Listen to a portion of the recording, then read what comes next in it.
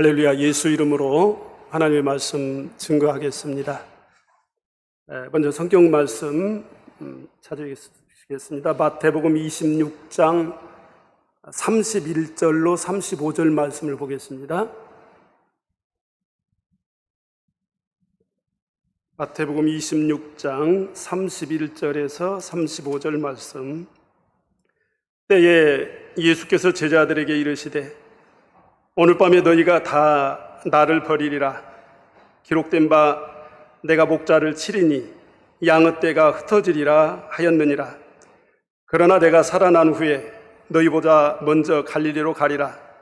베드로가 대답하여 가로되 다 주를 버릴지라도 나는 언제든지 버리지 않겠나이다. 예수께서 가라사대 내가 진실로 네게 이르노니 오늘 밤 닭 울기 전에 네가 3번 나를 부인하리라. 베드로가 가로되 내가 주와 함께 죽을지언정 주를 부인하지 않겠나이다 하고 모든 제자도 이와 같이 말하니라. 69절에서부터 75절까지 보시겠습니다. 마태복음 26장 69절에서 75절 말씀.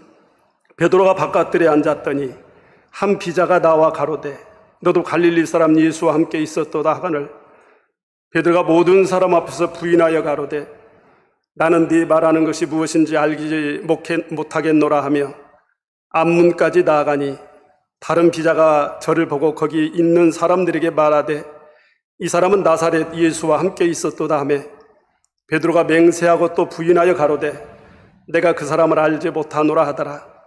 조금 후에 곁에 섰던 사람들이 나와 베드로에게 이르되 너도 진실로 그 당이라. 네 말소리가 너를 표명한다 하거늘 저가 저주하여 맹세하여 가로되 내가 그 사람을 알지 못하노라 하니 닭이 곧 울더라. 이에 베드로가 예수의 말씀에 닭 울기 전에 네가 3번 나를 부인하리라 하심이 생각나서 밖에 나가서 심히 통곡하니라. 예수님과 베드로가 앞으로 일어날 일들에 대해서 이야기를 나누고 있는 그런 말씀입니다. 예수님은 십자가에 못 박혀야 했고 제자들은 모두 다 예수님을 배반하고 도망을 치게 됩니다. 예수님은 자신을 배반하게 될 그런 베드로에게 다정다감하게 앞으로 일어날 일에 대해서 조심스럽게 말씀을 하고 있습니다. 내가 닭 울기 전에 3번 나를 부인하리라. 베드로는 이 말씀을 도저히 이해할 수가 없었습니다. 그리고 그 말을 받아들일 수도 없었습니다. 그러니까 베드로가 내가 주와 함께 죽을지언정 주님을 부인하지 않겠나이다 이렇게 말을 했습니다. 지나놓고 보니까 베드로의 생각과 말들이 얼마나 허황된 것이었는지 우리가 알 수 있습니다. 그럼에도 예수님과 베드로가 나눴던 이 대화가 매우 의미가 있는 대화였다는 것을 오늘날 우리가 생각해 볼 수 있습니다. 예수님은 앞으로 일어날 일들을 생각하시면서 베드로에게 네가 어떻게 살아야 하는지 그런 방향성을 제시해 주고 있습니다. 그럼에도 이 베드로는 예수님의 말씀을 이해할 수가 없었습니다. 내가 예수님을 모른다고 예수님을 부인하고 배반하다니? 베드로는 이 말씀을 도저히 받아들일 수가 없었을 것입니다. 예수님이 꼭 집어서 말씀을 해주셨습니다. 나를 닭 울기 전에 3번 네가 모른다고 부인할 것이다. 예수님을 위해서라면 목숨이라도 내놓을 수 있는 베드로에게 예수님을 연거푸 3번이나 모른다고 부인한다는 것은 있을 수 없는 일이었을 것입니다. 그래서 예수님과 베드로가 서로 동문서답을 나누고 있습니다. 이후에 예수님께서 하신 말씀들이 그림 조각 맞추기처럼 다 이루어진 것을 우리가 알고 있습니다. 말씀대로 베드로는 예수님을 3번 부인했습니다. 첫 번째와 두 번째는 나이 어린 여종들에게 보기 좋게 당했습니다. 세 번째는 조금 후에 곁에 있던 사람이 베드로에게 다가와서 말했습니다. 너도 저 사람과 한패인 것이 분명하다. 내가 말하는 그 말씨가 누구인지 알게 한다. 이렇게 말을 했습니다. 그래서 베드로는 저주하면서 맹세하면서 말을 했습니다. 나는 그 사람을 알지 못한다. 저주하면서 맹세하면서 이야기한다는 것은 베드로 자기가 한 말이 사실이 아니라면 자기에게 하나님이 벌을 내리고 그 벌 위에 또 벌을 내리기를 원한다. 그런 말이죠. 베드로가 예수님을 3번 부인했을 때 그때 닭이 울었습니다. 예수님의 말씀이 생각이 납니다. 예수님은 앞으로 일어날 일들에 대해서도 다 알고 계셨구나. 나의 마음을 아시는 분이구나. 내가 믿음이 없는 것을 한탄하셨구나. 예수님은 베드로를 알고 있었고 베드로는 예수님을 안다고 말할 수 없습니다. 예수님은 미래를 알고 있었고 베드로는 미래를 알 수 없었습니다. 예수님은 인간이 어떤 존재인지를 알고 계셨고 베드로는 아직 인간에 대해서 안다고 말할 수 없습니다. 베드로는 예수님의 수제자였고 가장 사랑받는 제자였습니다. 그런데 베드로가 시험에 드니까 힘없이 무너져 내립니다. 성령께서 함께 하시지 않으면 힘없이 무너집니다. 이것이 주의 앞에서 나약한 우리 인간들의 모습입니다. 먼저 첫 번째로 닭 울음에 대해서 말씀을 드리겠습니다. 예수님이 베드로에게 좋은 선물을 주셨습니다. 닭의 울음소리만 들으면 예수님을 생각나게 해준 것입니다. 마치 선악과를 보면 아담과 하와가 하나님을 생각하게 된 것과 같은 이치입니다. 예수님이 베드로를 사랑하셨습니다. 그 증표로 베드로가 예수님을 부인할 때 닭이 울게 하셨습니다.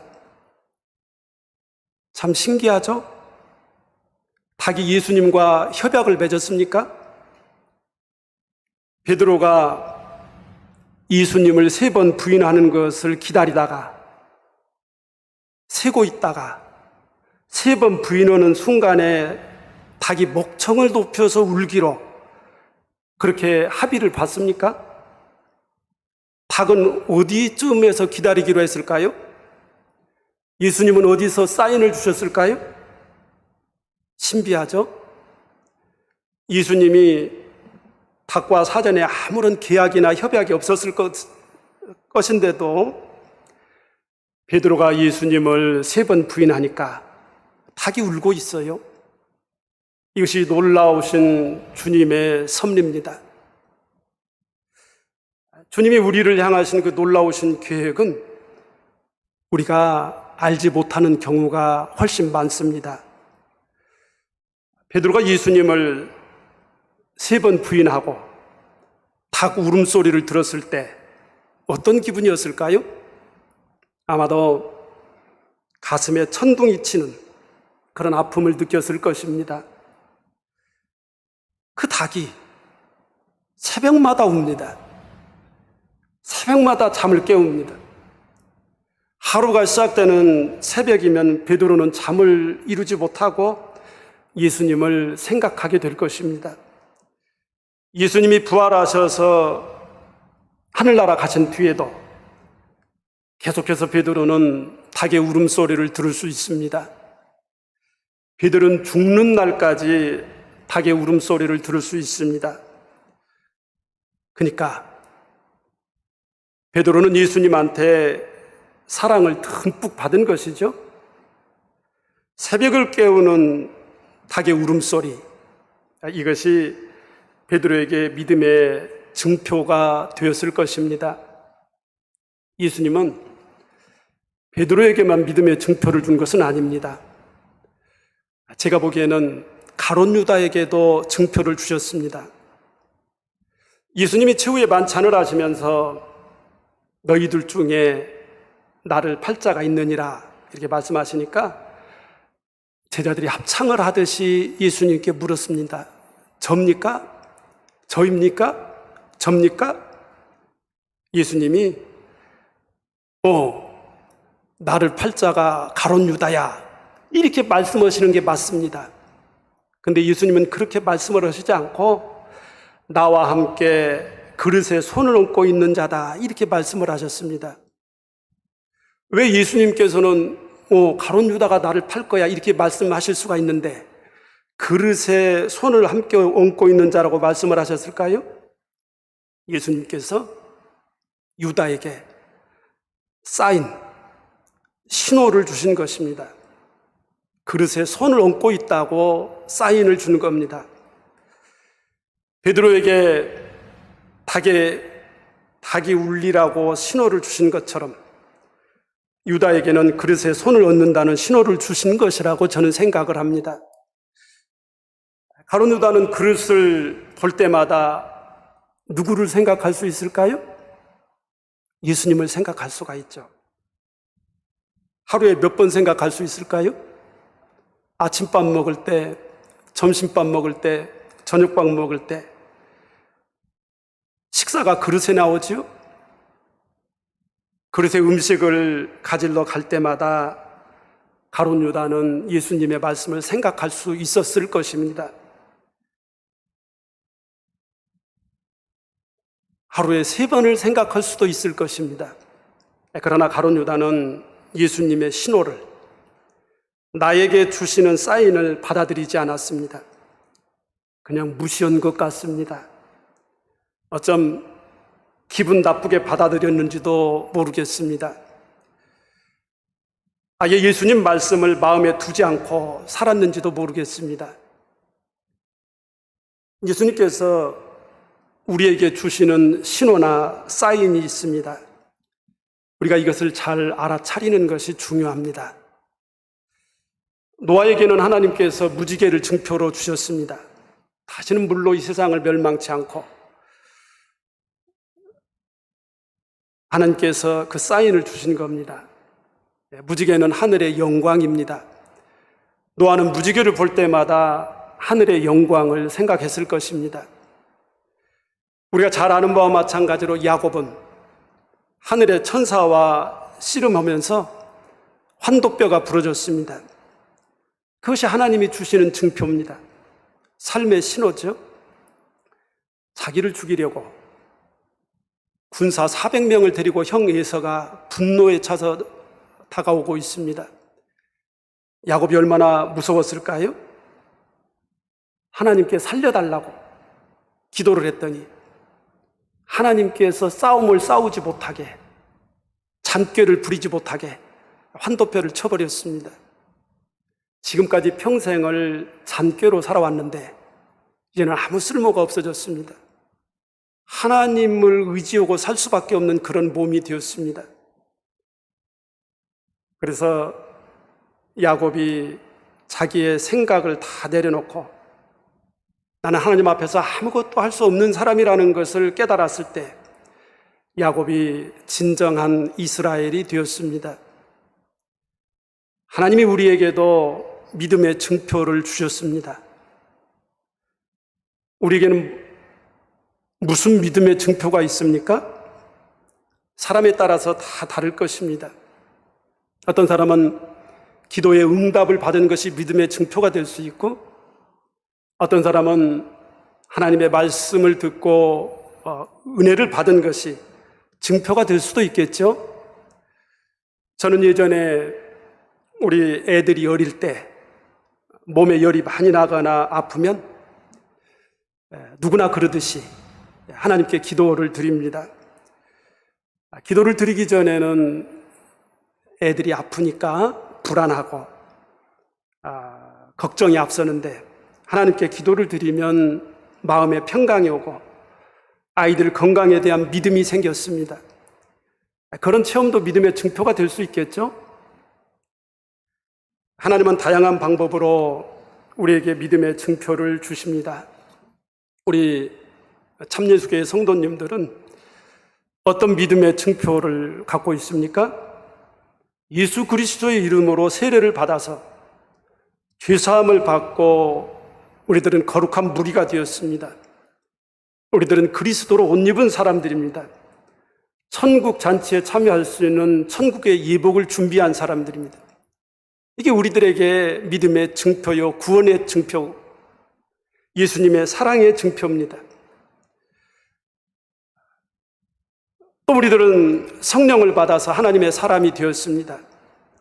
이보다 더 확실한 증표는 없습니다.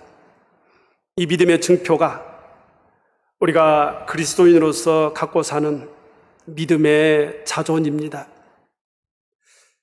두 번째는 베드로의 울음에 대해서 말씀드리겠습니다.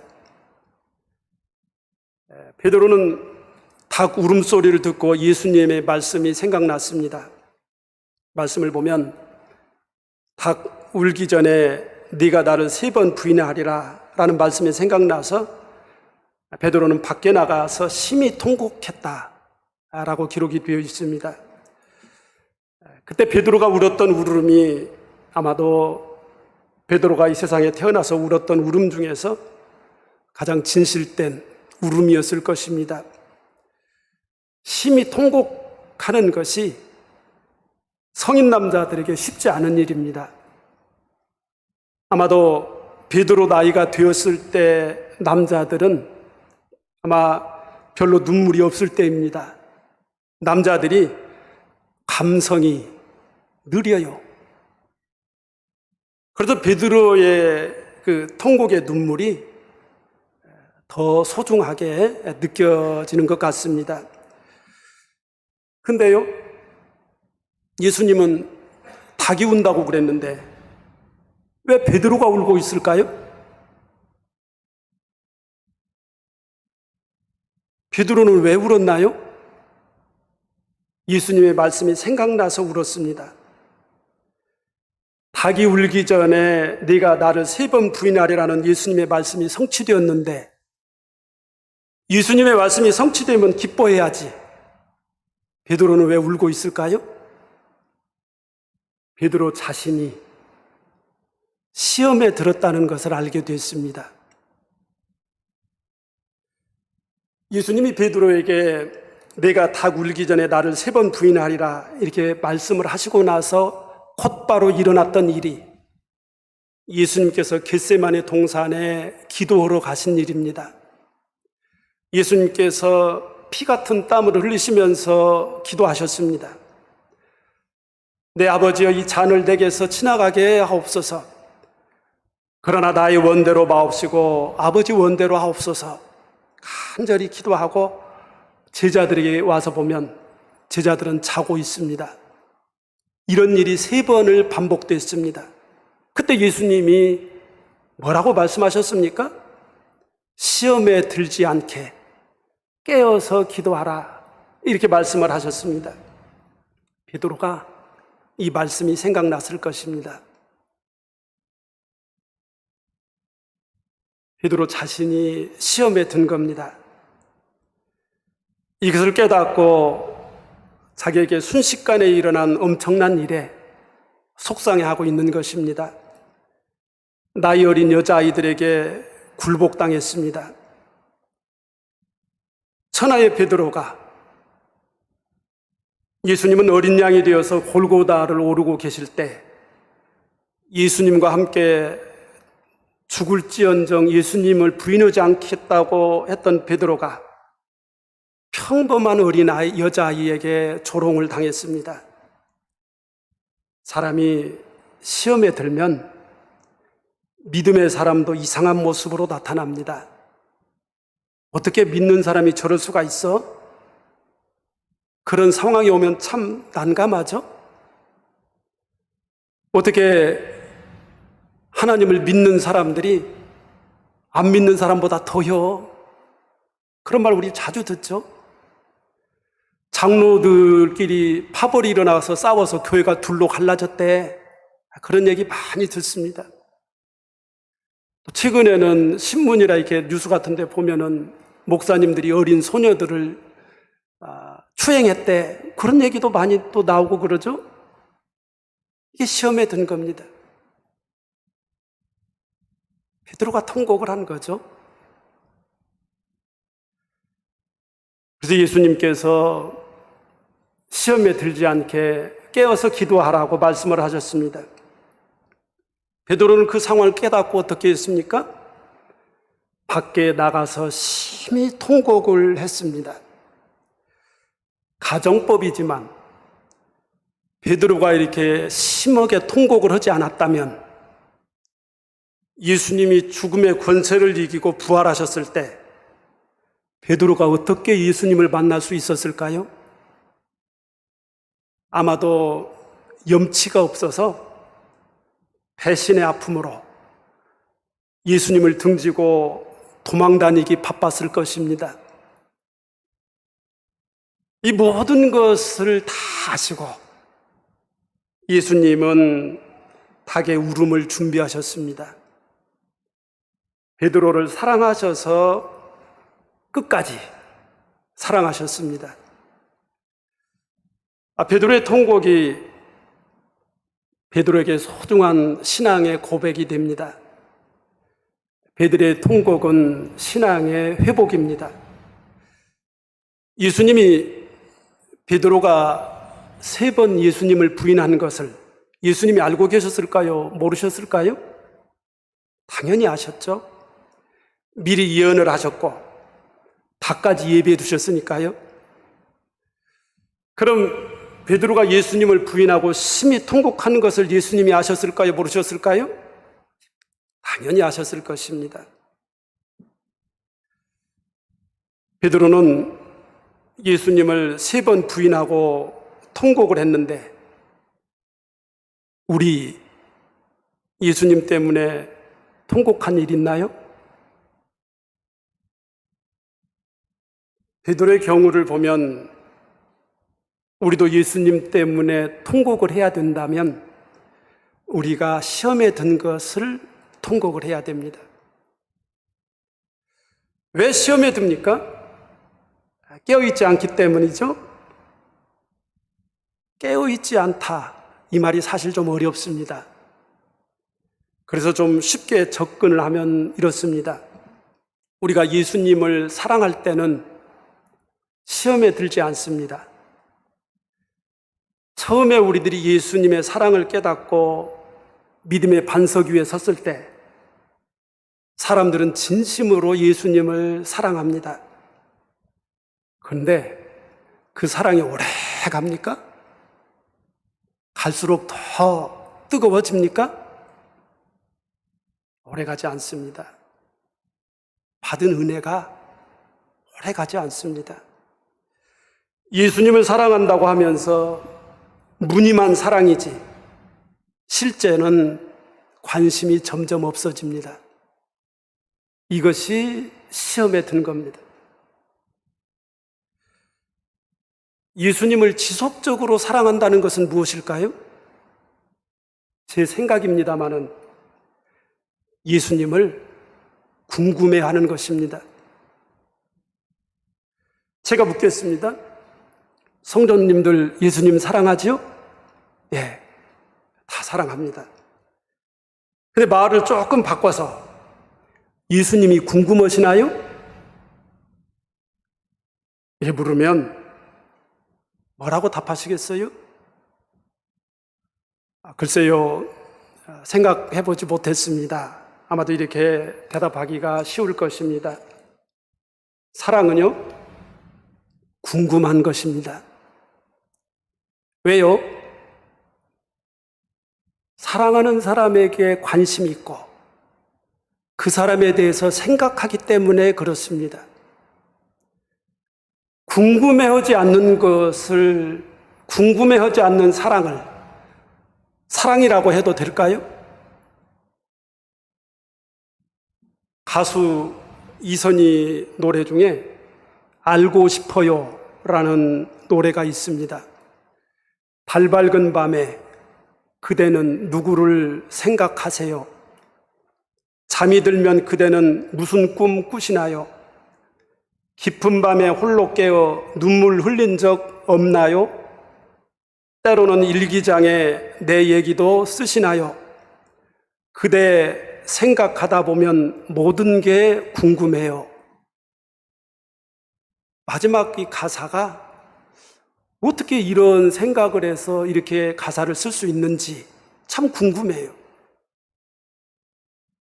그대 생각하다 보면 모든 게 궁금해요.